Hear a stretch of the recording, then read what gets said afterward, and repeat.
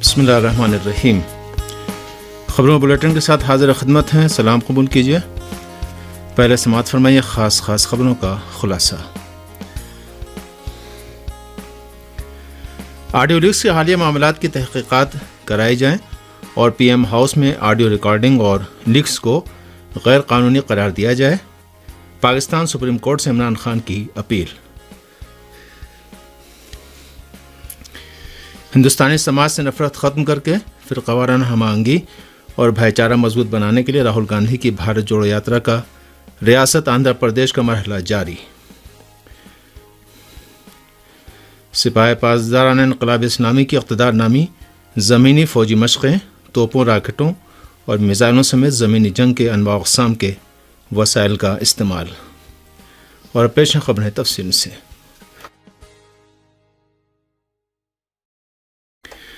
پاکستان کے سابق وزیر اعظم عمران خان نے سپریم کورٹ سے آڈیو لیک کے معاملے کی تحقیقات کا مطالبہ کیا ہے۔ پاکستانی میڈیا رپورٹوں کے مطابق پی ٹی آئی چیئرمین اور سابق وزیر اعظم عمران خان نے سپریم کورٹ سے استدعا کی ہے کہ آڈیو لیکس کی تحقیقات کے لیے جوڈیشل کمیشن بنایا جائے۔ عمران خان نے عدالت عظمیٰ سے درخواست کی ہے کہ وزیر اعظم ہاؤس اور پی ایم سیکریٹریٹ کے ڈیٹا کی ریکارڈنگ اور آڈیو لیکس کو غیر قانونی قرار دیا جائے۔ انہوں نے اسی کے ساتھ اپیل کی ہے کہ آڈیو لیکس کی تحقیقات کرا کے ذمہ داروں کو سزا دی جائے اور حکومت نیز متعلقہ اداروں کو مزید آڈیو لیکس سے روکا جائے۔ عمران خان کی اپیل میں ملک کی داخلہ، دفاع، اطلاعات اور انفارمیشن ٹیکنالوجی کی وزارتوں کے ساتھ ہی آئی بی ایف آئی اے اور پیمرا کو فریق بنایا گیا ہے۔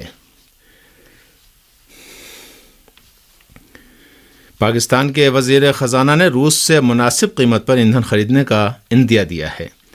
اپنے ایک بیان میں پاکستان کے وزیر خزانہ اسحاق ڈار کا کہنا تھا کہ روس سے رعایتی قیمت پر تیل کی خریداری ہمارا حق ہے۔ ملک میں آنے والے حالیہ تباہ کن سیلاب اور معیشت پر پڑنے والے دباؤ کا حوالہ دیتے ہوئے پاکستان کے وزیر خزانہ نے کہا کہ اگر ہندوستان سستا تیل روس سے حاصل کر سکتا ہے تو ہمیں بھی ایسا کرنے کا حق حاصل ہے۔ پاکستان سے پہلے انڈونیشیا نے بھی کہا تھا کہ وہ ایندھن کی بڑھتی ہوئی قیمتوں کے پیش نظر روس سے مناسب قیمت پر تیل خریدنا چاہتا ہے۔ قابل ذکر ہے کہ جنگ یوکرین شروع ہونے کے بعد سے دنیا بھر میں ایندھن کی قیمتوں میں اضافے کا رجحان جاری ہے۔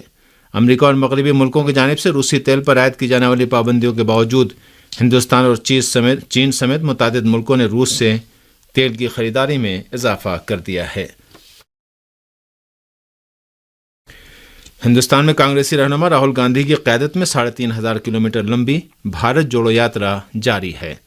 ہندوستانی میڈیا ذرائع کے مطابق راہل گاندھی نے جمعرات کو صبح ریاست آندھرا پردیش کے ضلع کرنول کے باناواسی گاؤں سے بھارت جوڑو یاترا شروع کی۔ کانگریس پارٹی کے ذرائع نے بتایا کہ ریاست آندھرا پردیش میں بھارت جوڑو یاترا میں 96 کلومیٹر کا فاصلہ طے کیا جائے گا۔ کانگریسی پارٹی کے رہنماؤں کا کہنا ہے کہ آندھرا پردیش میں بھی راہل گاندھی کی قیادت میں بھارت جوڑو یاترا کو کافی عوامی حمایت مل رہی ہے۔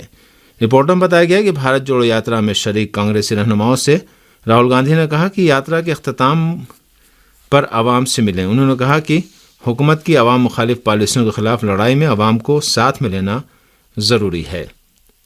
یاد رہے کانگریسی رہنما راہل گاندھی کی قیادت میں بھارت جوڑو یاترا کنیا کماری سے شروع ہوئی اور تقریباً 3500 کلومیٹر کا فاصلہ 5 ماہ میں پیدل طے کر کے یاترا جموں کشمیر کے صدر مقام سری نگر پہنچ کر ختم ہوگی۔ اس یاترا کا مقصد سماج میں بقول کانگریسی رہنماؤں کے بی جے پی حکومت اور آر ایس ایس کی پھیلائی ہوئی نفرت کو ختم کر کے فرقہ وارانہ ہم آہنگی اور بھائی چارے کو مضبوط کرنا ہے۔ ہندوستان کے شہر حیدرآباد کے شمساباد ایئرپورٹ پولیس اسٹیشن حدود کے گگن پہاڑی علاقے میں کراچی بیکری کے گودام میں بڑے پیمانے پر آگ لگ گئی۔ ہندوستان کی ریاست آندھرا پردیش کے دارالحکومت حیدرآباد میں واقع جمعرات کو صبح سویرے پیش آیا۔ رپورٹ کے مطابق آگ نے دیکھتے ہی دیکھتے سارے گودام کو اپنی لپیٹ میں لے لیا۔ آگ کے ساتھ سیاہ دھواں بھی نظر آ رہا تھا۔ اطلاع ملتے ہی فائر بریگیڈ کے اہلکاروں نے وہاں پہنچ کر آگ پر قابو پایا۔ اس واقعے کی وجہ بھی معلوم نہیں ہو سکی۔ اس واقعے میں کسی جانی نقصان یا پھر کسی کے جھلسنے کی کوئی اطلاع نہیں ملی ہے، البتہ بڑے پیمانے پر مالی نقصان ہوا ہے۔ پولیس نے اس سلسلے میں ایک معاملہ درج کر کے تحقیقات شروع کر دی ہیں۔ شمال مغربی ایران میں جاری سپاہی پاسداران انقلاب اسلامی کی اقتدار نامی فوجی مشقیں اہم مرحلے میں داخل ہو گئی ہیں۔ ہمارے نمائندے کے مطابق سپاہ پاسداران انقلاب اسلامی کے بری فوج کے کمانڈر بریگیڈیئر پاکپور نے بتایا ہے کہ فوجی مشقوں کے اہم مرحلے میں فرضی دشمن کے ٹھکانوں پر شدید گولہ باری کر کے ہر وال دستے کو شیلٹر فراہم کیا۔ انہوں نے بتایا کہ فرضی دشمن کے ٹھکانوں پر گولہ باری کے لیے 122، 130 اور 155 ملی میٹر کی توپوں اور راکٹ لانچروں کے ذریعے پین پوائنٹ میزائلوں اور اسمارٹ بموں سے فرضی دشمن کے ٹھکانوں کو نشانہ بنایا گیا۔ سپاہ پاسداران انقلاب اسلامی کے بری فوج کی اقتدار نامی مشقوں کے دوران دریا پار کرنے اور بھاری فوجی سامان کی منتقلی کے لیے فوری نصب ہونے والے فلوٹنگ پل کا بھی کامیاب تجربہ کیا گیا۔ مشقوں کے دوران سپاہ پاسداران انقلاب اسلامی کی خصوصی دفاعی برانچوں نے کمبائن آپریشن کے ذریعے بری فوج کو لازمی سہولتیں فراہم کیں۔ واضح ہے کہ سپاہ پاسداران انقلاب اسلامی کے بری فوج کی اقتدار فوجی مشقیں 17 اکتوبر سے شمال مغربی ایران کی ارس نامی سرحدی پٹی میں جاری ہیں۔ روس کو ایرانی ڈرون طیاروں کی ترسیل اور جنگ یوکرین میں استعمال کے بارے میں امریکہ اور اس کے اتحادیوں کی چند ماہ کی پروپیگنڈا مہم اور ماحول کی تیاری کے بعد بدھ کی شام سلامتی کونسل کا بند کمرے کا اجلاس اقوام متحدہ کے ہیڈ کوارٹر میں منعقد ہوا۔ جنگ یوکرین میں شدت کے دوران منعقد ہونے والے سلامتی کونسل کے اجلاس میں امریکہ، برطانیہ اور فرانس نے ایران روس تعلقات کے خلاف منفی پروپیگنڈا جاری رکھتے ہوئے دعویٰ کیا کہ ایران کی جانب سے روس کو دیے جانے والے ڈرون طیارے جنگ یوکرین میں استعمال کیے جا رہے ہیں۔ اقوام متحدہ میں ایران کے مستقل مندوب امیر سعید ایروانی نے نیو یارک میں صحافیوں سے بات چیت کرتے ہوئے جنگ یوکرین میں ایرانی ڈرون طیاروں کے استعمال سے متعلق دعووں کو من گھڑت قرار دیتے ہوئے مسترد کر دیا۔ انہوں نے واضح کیا کہ امریکہ اور مغربی ملکوں کے اس من گھڑت دعوے کا سلامتی کونسل کی قرارداد 2231 سے بھی کوئی تعلق نہیں ہے۔ اقوام متحدہ میں ایران کے مستقل مندوب نے بات زور دے کر کہی کہ تہران دنیا میں جنگ اور مسلح تنازعات کا مخالف ہے۔ ان کا کہنا تھا کہ 8 سال تک مسلط کردہ جنگ کا تجربہ رکھنے والے ملک کی حیثیت سے ایران پہلے دن سے جنگ یوکرین کے فوری خاتمے اور جنگ بندی کے قیام کی حمایت کرتا آیا ہے۔ امیر سعید ایروانی نے کہا کہ اسلامی جمہوریہ ایران شروع سے ہی یہ بات زور دے کر کہتا آیا ہے کہ اقوام متحدہ کے تمام رکن ملکوں کو تنظیم کے چارٹر کی مکمل پابندی کرتے ہوئے دوسرے ملکوں کے اقتدار اعلیٰ، آزادی اور عرضی سالمیت جیسے بین الاقوامی ضابطوں کا پورا خیال رکھنا چاہیے۔ انہوں نے کہا کہ ہمیں افسوس ہے کہ بعض ممالک بحران یوکرین کے ذریعے صرف سیاسی اہداف کو آگے بڑھانے کی کوشش کر رہے ہیں۔ اقوام متحدہ میں ایران کے سفیر نے کہا کہ امریکہ اور بعض مغربی ممالک نے ایران کے خلاف انٹیلیجنس کیمپین اور نفسیاتی جنگ چھیڑ رکھی ہے اور سلامتی کونسل کی قرارداد 2231 کی گمراہ کن تشریح کر کے اپنے من گھڑت دعووں کو اس قرارداد سے جوڑنے کی ناکام کوشش کر رہے ہیں۔ قابل ذکر ہے کہ جنگ کے آغاز سے اب تک یوکرین کو تقریباً 18 ارب ڈالر کے ہتھیار بیچنے والا امریکہ کافی عرصے سے ایران پر جنگ یوکرین میں استعمال کے لیے روس کو ڈرون طیاروں کی فراہمی کا الزام لگا رہا ہے، حالانکہ ایرانی حکام بارہا اس دعوے کی سختی کے ساتھ تردید کر چکے ہیں۔ ایران کے خلاف امریکہ اور مغرب کی پروپیگنڈا مہم ایسے وقت میں جاری ہے جب پینٹاگون کے ترجمان پیٹرک رائڈر نے تازہ پریس کانفرنس میں مغربی ذرائع ابلاغ کی ان خبروں کی تائید نہیں کی کہ تہران زمین سے زمین پر مار کرنے والے میزائل روس کو فراہم کر رہا ہے۔ ایران کے ایٹمی توانائی کے ادارے کے سربراہ نے کہا کہ جوہری صنعت کی توسیع سماج اور معاشرے کی اہم ترین ضرورت ہے۔ ایران کے ایٹمی توانائی کے ادارے کے سربراہ محمد اسلامی نے گاما کے دوسرے ملکی سسٹم کی تقریبی رہنمائی سے اپنے خطاب میں مختلف شعبوں میں جوہری ٹیکنالوجی کے کارآمد ہونے کی طرف اشارہ کرتے ہوئے کہا کہ جوہری صنعت میں ایران کی تیز رفتار ترقی جاری ہے۔ انہوں نے رہبر انقلاب اسلامی کی ہدایت اور ایران کے جوہری ادارے کے منظور کردہ جامع دستاویزات کا ذکر کرتے ہوئے پرانے جوہری صنعت کی توسیع کو ایران کے ایٹمی توانائی کے ادارے کے ایجنڈے میں قرار دیا۔ غاصب صہیونی حکومت نے ایران کے شہر اصفہان کے ایک صنعتی مرکز میں تخریبی کارروائیوں میں جاسوس تنظیم موساد کے افسروں کی ناکامی کے بعد اس تنظیم کے کم سے کم 6 افسروں کو ہلاک کر دیا۔ غاصب صہیونی حکومت کی جاسوس تنظیم موساد کے عناصر ایران کے شہر اصفہان کے ایک صنعتی مرکز میں دھماکہ کرنے کا منصوبہ بنائے ہوئے تھے، مگر اس تخریبی کارروائی کو انجام دینے سے قبل ہی اسرائیل کے دہشت گرد عناصر ایران کی وزارت انٹیلیجنس کے ہاتھوں گرفتار ہو گئے۔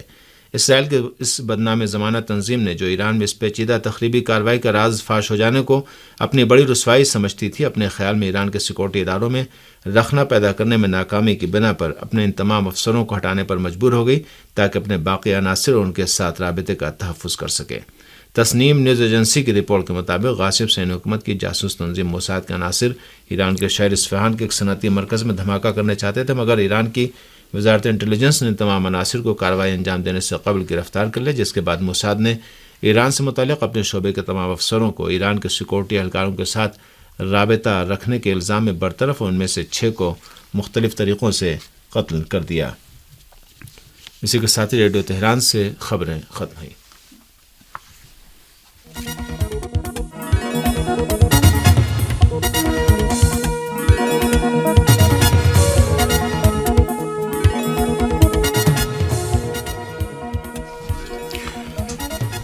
سامعین، ریڈیو تہران کی اردو سروس آپ سے مخاطب ہے۔ گرد و پیش میں ابھی آپ نے عالمی خبریں سنی، پیش کر رہے تھے ہمارے ساتھی طاہا شمی، اور گرد و پیش میں اب پیش خدمت ہے ایک اہم تفصیلی رپورٹ۔ افغانستان میں زندگی بسر کرنے کے لیے کاریگروں اور کاشتکاروں کی منشیات سے وابستگی پر اقوام متحدہ نے گہری تشویش کا اظہار کیا ہے۔ شفقنا نیوز ایجنسی کی رپورٹ کے مطابق افغانستان کی تعمیر نو سے متعلق امریکی تحقیقاتی ادارے نے اعلان کیا ہے کہ اگست سن 2021 میں افغانستان میں طالبان کے برسر اقتدار آنے کے بعد مزدوروں اور کاشتکاروں کی منشیات سے ہونے والی آمدنی سے وابستگی کافی بڑھی ہے۔ اس امریکی ادارے کا کہنا ہے کہ افغانستان میں منشیات کی پیداوار پر پابندی لگانے میں طالبان کا سب سے بڑا مسئلہ یہ ہے کہ اس ملک میں لاکھوں کی تعداد میں لوگوں کی زندگی کا انحصار منشیات کی کاشت سے ہونے والی آمدنی پر ہے۔ بنابراً منشیات کی پیداوار پر پابندی لوگوں میں بھوکمری پھیلنے کا باعث بن سکتی ہے۔ کچھ عرصہ پہلے ایک تحقیقاتی ادارے نے طالبان کے اقتدار میں افغانستان میں منشیات کے کاروبار کے فروغ پانے کی خبر کی تصدیق کی تھی۔ افغانستان میں طالبان انتظامیہ کی انسداد منشیات کی وزارت سے متعلق ادارے کے نائب سربراہ عبدالحق ہمکار نے کہا ہے کہ گزشتہ ایک سال کے دوران 1700 کارروائیاں انجام دے کر پورے ملک سے 43,000 کلو گرام منشیات ضبط کی گئی ہیں، جبکہ اس سلسلے میں منشیات کے تقریباً 2000 اسمگلروں کو گرفتار بھی کیا گیا ہے۔ منشیات کی پیداوار پر پابندی لگانا ایک ایسا اعلان ہے جس کو طالبان نے اقتدار میں آنے پر پورا کرنے کا وعدہ کیا تھا۔ طالبان لیڈر ملا ہیبت اللہ آخونزادہ نے افغانستان میں منشیات کی پیداوار اور اس سے حاصل ہونے والی آمدنی پر پابندی لگائی ہے۔ تاہم ایسا معلوم ہوتا ہے کہ افغانستان میں طالبان کی عبوری انتظامیہ امریکی پابندیوں اور عوام کی غربت و افلاس کی بنا پر اپنے اس وعدے کو پورا نہیں کر سکی ہے۔ دریں اثنا بچوں کے حقوق کی ایک مدافع تنظیم نے اپنی ایک رپورٹ میں افغانستان کو بچوں کے لیے دنیا کا دوسرا بدترین ملک قرار دیا ہے۔ شفقنا نیوز ایجنسی کی رپورٹ کے مطابق بچوں کے حقوق کے لیے کام کرنے والی اس تنظیم نے اعلان کیا ہے کہ افغانستان سیرا لیون کے بعد بچوں کے لیے بدترین ملک شمار ہوتا ہے۔ بچوں کے حقوق کی اس تنظیم نے اپنی رپورٹ میں بچوں کے لیے دنیا کے 3 ملکوں کو بدترین قرار دیا ہے، جن میں پہلا ملک سیرا لیون، دوسرا افغانستان اور تیسرا ملک چاڈ ہے۔ اس تنظیم نے اس بات کا بھی اعلان کیا ہے کہ دنیا میں تقریباً 1 ارب بچوں کو ماحولیات میں آنے والی تبدیلیوں کی بنا پر شدید ترین خطرے کا سامنا ہے۔ اس تنظیم کے مطابق گزشتہ 4 برس میں مزدوری کرنے والے بچوں کی تعداد بڑھ کر 1 کروڑ 60 لاکھ تک پہنچ گئی ہے۔